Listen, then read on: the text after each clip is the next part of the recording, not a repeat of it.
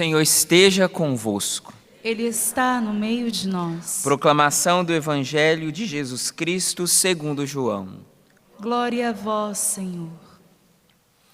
Naquele tempo, Jesus ergueu os olhos aos céus e rezou, dizendo: Pai Santo, eu não te rogo somente por eles, mas também por aqueles que vão crer em mim pela sua palavra, para que todos sejam um, como tu, Pai, estás em mim e eu em ti, e para que eles estejam em nós, a fim de que o mundo creia que tu me enviastes.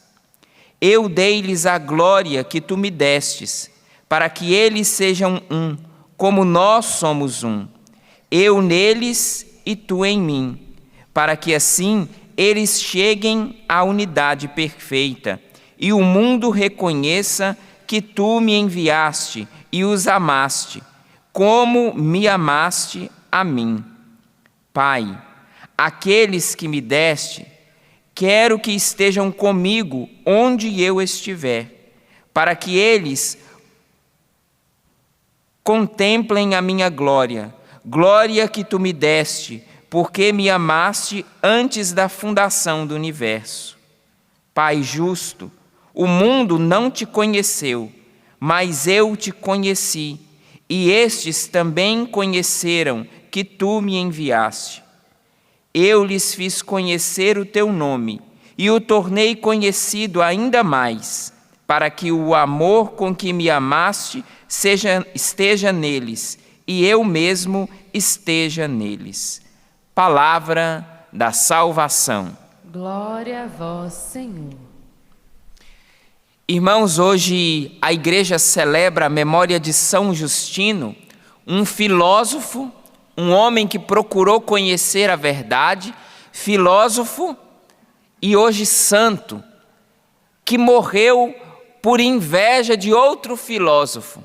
São Justino foi denunciado aos romanos, e perseguido, foi flagelado e decapitado.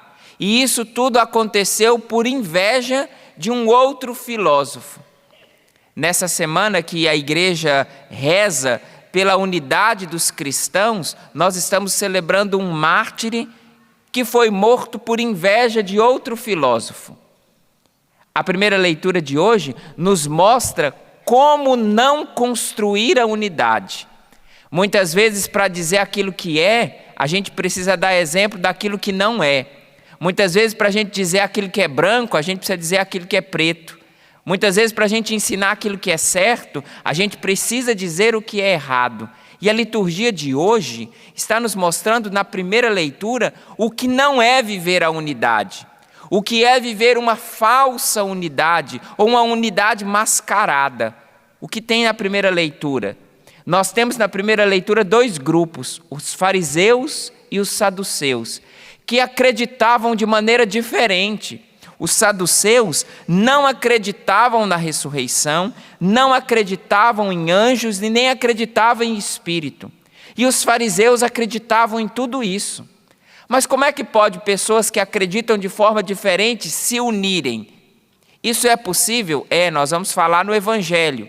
Mas aqui na primeira leitura, esses grupos que acreditavam de forma diferente, fizeram entre eles um pacto. Padre, isso não é unidade? Depende da motivação. Pessoas que acreditam de forma diferente, fizeram um pacto para perseguir e prejudicar Paulo. Eles acreditavam de forma diferente, porém, motivados pela perseguição e para provocar a morte e a prisão de Paulo, o que eles fizeram? Eles fizeram um acordo entre eles. Porém, quando a motivação é humana, quando a motivação é má, quando a motivação da unidade não é Cristo, não é o amor, essa unidade ela é muito frágil. Isso tanto para grupos de pessoas, como num casamento, como numa amizade, como num grupo de amigos. Se a gente faz pactos, se a gente firma alianças a partir de motivações meramente humanas, isso é muito frágil. E a primeira leitura nos mostra isso. Paulo era muito esperto e ele percebeu a fragilidade daquela unidade. Eles se colocaram em unidade para prejudicar Paulo e ele é esperto, ele percebeu. E quando a unidade não está em torno de Cristo, ela é muito frágil e ela se torna um barril de pólvora. Basta uma faísquinha, aquilo ali explode. E Paulo foi muito esperto. Ele percebeu que aqueles dois grupos, um que acreditava na ressurreição, nos anjos e no espírito, os fariseus, e outro grupo, os saduceus, que não acreditavam em nada disso. E aí Paulo vai e fala uma frasezinha. Ele chama todo mundo de irmão e fala: eu sou filho de fariseu e estou sendo julgado porque acredito na ressurreição. E aí diz a primeira leitura que bastou isso. Num lugar onde a unidade é frágil, basta uma frase para se transformar em inferno aquele lugar. Num casamento onde a unidade é frágil, numa amizade onde a unidade é frágil, na vivência de um grupo onde a unidade é frágil, basta uma frase, e essa frase deixa o rastro de inferno, de fofoca, de divisão para qualquer lado. E Paulo fez isso no meio daqueles homens que estavam unidos para persegui-lo. E diz a primeira leitura que bastou essa frase de Paulo para que uma gritaria e o conflito entre eles se estabelecessem. E aqueles dois grupos que estavam unidos agora estavam uns contra os outros. Por quê? Porque aquela unidade era mentirosa, era frágil. Então e o conflito foi tão grande que o tribuno mandou tirar Paulo lá do meio deles, porque diz a primeira leitura que ele estava com medo de que eles despedaçassem Paulo. Olha o clima. E aí termina a primeira leitura dizendo que à noite Jesus se aproximou de Paulo e disse para ele, no meio de todo esse contexto, Jesus disse para ele: tende confiança. Assim como tu destes testemunho de mim em Jerusalém, é preciso que tu sejas também minha testemunha em Roma. No meio de toda essa confusão, Jesus aparece para Paulo e diz para ele: tem confiança. E por que Paulo tem confiança? Porque a unidade que Paulo vai construir não é a partir de conchavos humanos, de partidarismos, de alianças humanas, mas é a partir do Senhor. No meio dessa confusão toda, Jesus aparece para ele e diz para ele: tem confiança, e ele permanece nessa confiança, porque a unidade que ele vem apresentar é a partir de Cristo. E aí o Evangelho nos mostra agora o outro lado da história, o que é de fato a unidade, celebrada entre pessoas diferentes, que pensam de formas diferentes, mas a partir de Cristo. No meio desse cenário, se Paulo olhasse para o lado, vendo aquela guerra, como é que ele vai ter confiança? Mas o Evangelho de hoje nos mostra que Jesus, rezando pela unidade entre os seus seguidores, começa assim o Evangelho. Naquele tempo, Jesus ergueu os olhos ao céu e rezou. A verdadeira unidade não acontece a partir dos compromissos, das alianças humanas entre nós. A verdadeira unidade começa do alto para baixo. A verdadeira unidade dentro de um casamento não acontece por causa do pacto entre homem e mulher, mas acontece por causa de uma unidade que vem do alto e torna com que esse homem e essa mulher que são diferentes vivam em unidade. Isso acontece numa comunidade, isso acontece numa paróquia, isso acontece num grupo. Por isso que o Evangelho, quando Jesus olha para o alto, Jesus está colocando a referência dessa unidade. Jesus olha para o alto para dizer para mim e para você: se hoje você vive num ambiente de disputa, de confusão, de falta de unidade, olha para o alto, porque é de lá que vem a unidade.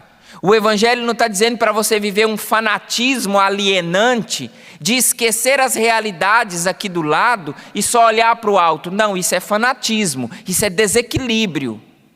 O Evangelho está nos mostrando que tenha como referência a unidade da Trindade e espalha isso na sua vida.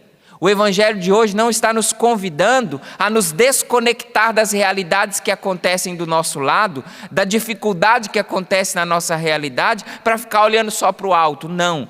E por que eu estou dizendo isso? Porque tem muita gente que, para fugir dos conflitos que existem dentro de casa, das dificuldades e dos embates do trabalho, da vida com pessoas que pensam e vivem de um jeito diferente, muitas pessoas correm para a igreja para fugir dessa realidade.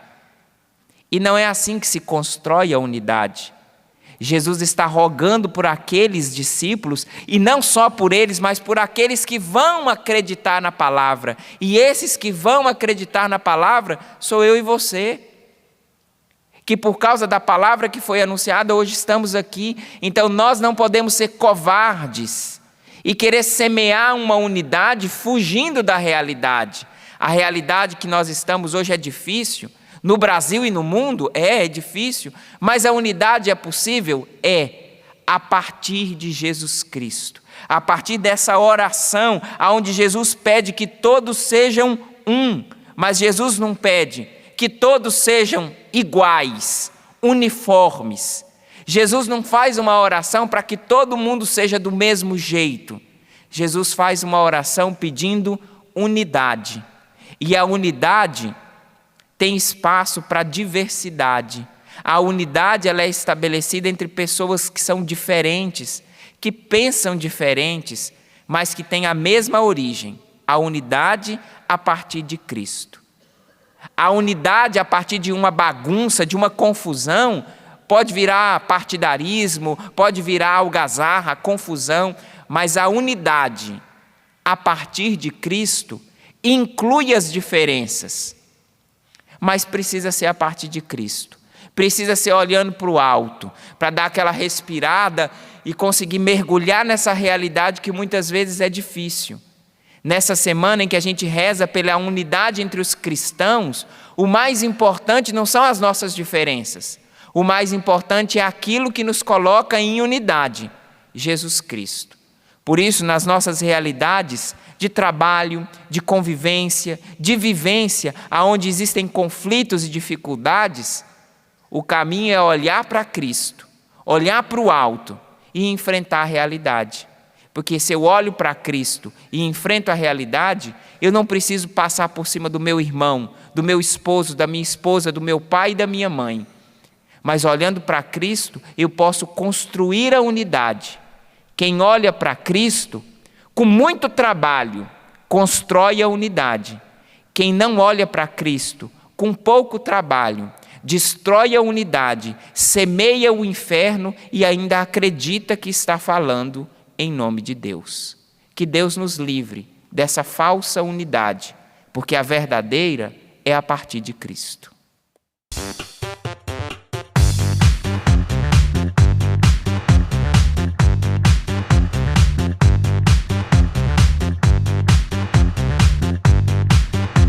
CançãoNovaPlay.com. Assine já!